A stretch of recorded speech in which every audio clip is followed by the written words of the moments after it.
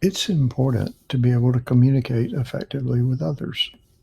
This is especially true when we're upset, when we feel anxious about something, or when we need emotional support or validation. This is when effective communication and problem solving skills help us get back on track emotionally. Effective communication is like nourishment that sustains our relationships with people who are important to us. It's really about who we are and how we relate to others. Communication is about sharing your feelings with others, but it's also about listening and opening yourself up to how other people may be feeling. When you're suffering or feeling pain, it's easy to forget that others are also suffering. To strengthen relationships, we should approach important communications with the intention of helping or relieving another person's suffering.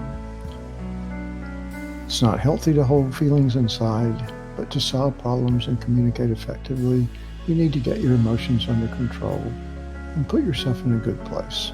Try to be at peace and approach the communication without strong feelings, biases, or judgmental attitudes toward the other person.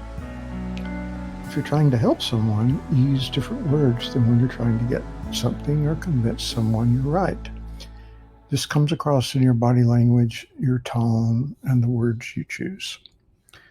When you're attempting to get your way, convince someone you're right, win an argument, or impose your will on another person, this is not communication. It's more like negotiation or manipulation. You may get what you want, but this may not strengthen your relationship. It's helpful to take a few deep breaths and give yourself time to calm down before or during an important communication.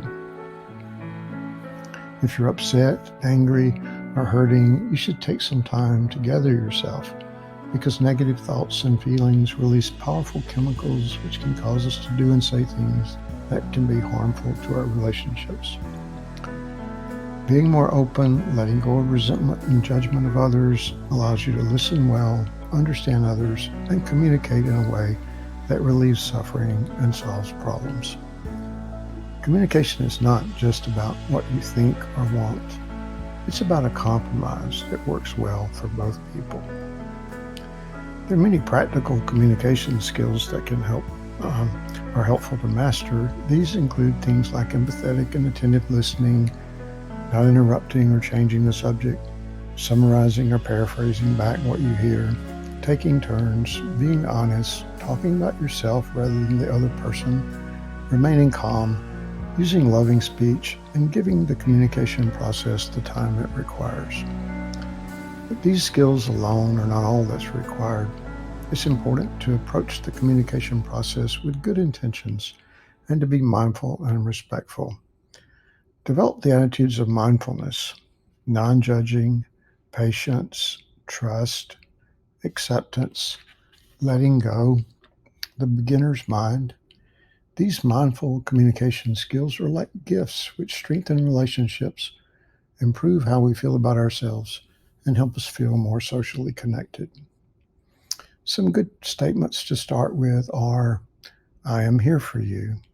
This gives the gift of presence, that you're fully there and committed to the communication process.